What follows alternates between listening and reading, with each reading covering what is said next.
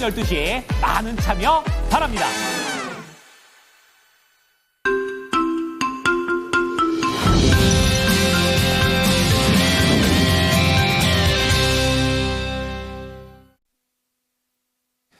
자, 뉴욕 증시 지수 자체가 크게 힘을 못 내고 있는 가운데 그래도 모멘텀의 장세가 이어졌었는데 간밤에는 이러한 부분들도 살짝은 약화되는 흐름을 보이고 있습니다. 기대보다는 우려가 조금 더 높아지고 있는 미국 증시. 자, 그런 가운데 국내 증시 개장을 하기 전에 어떠한 것들을 또 추가로 봐야 될지 뉴스로 모아봤습니다. 자, 첫 번째는 관세 얘기입니다. 앞서서 얘기가 간략하게 나왔는데요. 애플이 결국에는 미국 내에다가 돈을 투자한다고 얘기를 했습니다. 트럼프에 대한 면세와 관련된 부분들, 관세 폭탄을 피하기 위한 목표들이 나오고 있는데요. 한번 내용을 체크해 보고요. 그런 가운데 수주와 관련해서 태용로직스입니다. 삼성 E&A, 예전에 엔지니어링이었죠. 이것과 관련된 운송 계약을 체결했다고 합니다. 상당히 큰 규모가 진행이 됐고요. 그런 가운데 또 하나의 수주 올릭스가 되겠습니다.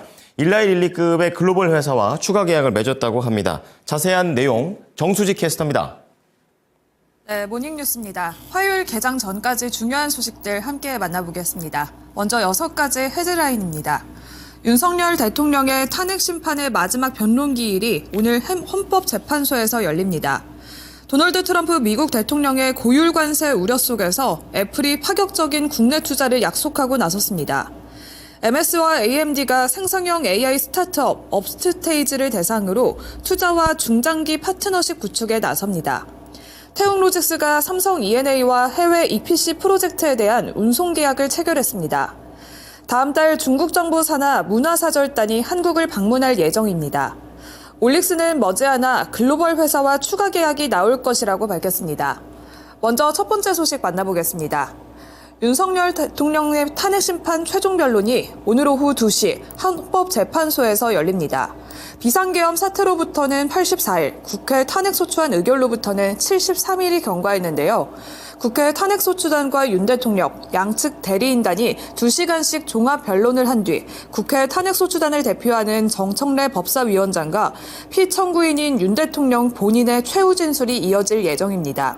윤석열 대통령 탄핵 심판 마지막 변론 일반 방청 경쟁률은 93대 1로 알려졌습니다. 윤 대통령은 마지막 변론 기일 전날까지인 어제까지도 대리인단과 접견하면서 전략을 상의하며 최종 진술 6필 원고를 작성한 것으로 알려졌습니다. 현직 대통령 최초로 최후 진술에 직접 나서는 윤 대통령이 어떤 메시지를 내놓을지 관심이 집중되고 있는데요. 법조계에서는 이르면 다음 달 중순쯤 최종 선고가 이뤄질 것으로 전망하고 있습니다. 오늘 정치 테마주들에는 어떤 영향을 미칠지 뉴스와 함께 체크해 보시길 바랍니다. 두 번째 뉴스입니다. 도널드 트럼프 미국 대통령의 고율 관세 우려 속에서 미국 정보기술 대기업인 애플이 파격적인 국내 투자를 밝혔습니다. 애플은 현지 시간 24일 성명을 통해서 앞으로 4년 동안 미국의 5천억 원 달러, 우리 돈으로는 약 714조 원 이상을 지출 투자할 계획이라고 밝혔습니다. 애플은 미국에 대한 투자는 이번이 역대 최대 규모라면서 2만 개 이상의 일자리가 생길 것이라고 덧붙였습니다. 신규 일자리는 연구개발과 실리콘 엔지니어링, 인공지능 분야에 집중될 것으로 알려졌는데요. 애플은 또 폭스콘 테크놀로지 그룹과 함께 올해 말에는 애플 인텔리전스 구성 요소인 프라이빗 클라우드 컴퓨팅이라는 시스템을 구동하는 서버를 생산할 계획이라고 덧붙였습니다. 트럼프 대통령은 애플이 미국의 역대 최대인 5천억 달러를 투자하기로 결정했다면서 이번 발표를 밝혔는데요. 그 이유는 우리가 하는 일에 대한 믿음 때문이었다며 그 믿음이 없었다면 10센트도 투자하지 않았을 것이라고 밝혔습니다. 팀 쿡과 애플에게 감사하다고도 덧붙였는데요. 국내 애플 관련주들의 움직임도 체크해보시면 좋을 것 같습니다. 세 번째 뉴스입니다. 오픈 AI의 최대 주주인 MS와 글로벌 CPU 제조사인 AMD가 생성형 AI 스타트업인 업스테이지를 대상으로 투자와 중장기 파트너십 구축에 나선다는 소식이 전해졌습니다. MS와 AMD는 올해 초부터 업스테이지에 대한 본격적인 투자를 검토해왔으며 투자 금액과 기업 가치 측면에서 상당한 합의점을 도출한 것으로 알려졌습니다. 투자뿐만 아니라 향후 업스테이지와의 사업적 협력을 염두에 두고 있는 것으로도 전해졌는데요. 또 다수의 해외 대형 벤처 캐피털들도 빅테크와 함께 공동 투자자로 참여할 것으로 기대되고 있습니다. 투자 전체 금액은 약 1억 달러를 웃돌 것으로 예상되는데 업스테이지의 기업 가치에 주목하고 있습니다.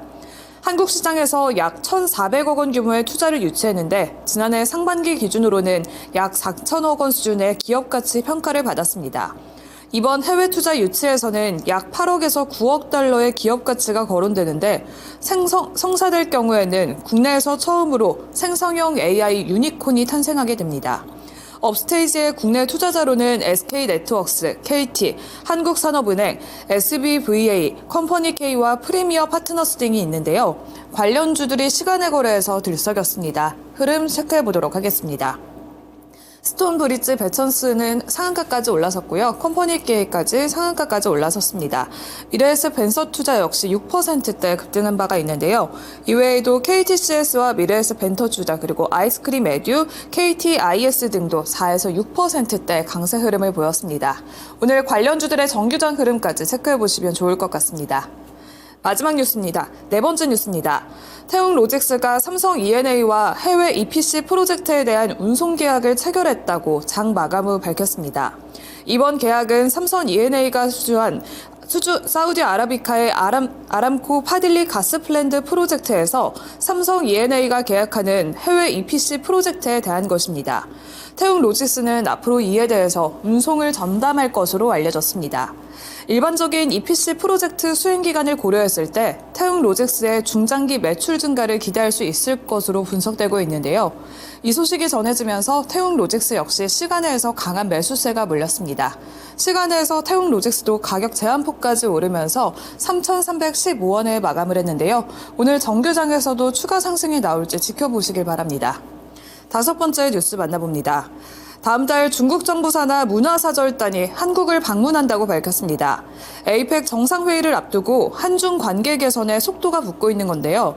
중국 정부 차원에서 올 상반기 내 한한령 해제를 추진하고 있는 만큼 업계에서는 다음 달 이후 한중 간 문화 교류가 더 확대될 것이라고 보고 있습니다. 중국 정부의 완전한 문화 개방은 한국의 사드 배치에 대한 보복으로 2017년 한한령이 발동된 지 8년 만의 일입니다. 중국 문화업계에 따르면 드라마, 영화, 게임, K-팝 공연에 대한 중국 당국의 사전 심의 통과나 허가 건수가 점차 증가하는 방식으로 문화 개방의 폭이 넓어질 전망입니다. 시간의 거래에서 YG플러스와 코스맥스, 쌈즈엔터, 그리고 Y랩과 콘텐트리 중앙 등이 계속해서 매수세에 몰리고 있는 모습인데요. 시간외에서는 1에서 4%대 오름세를 보였습니다. 마지막 뉴스 만나보겠습니다.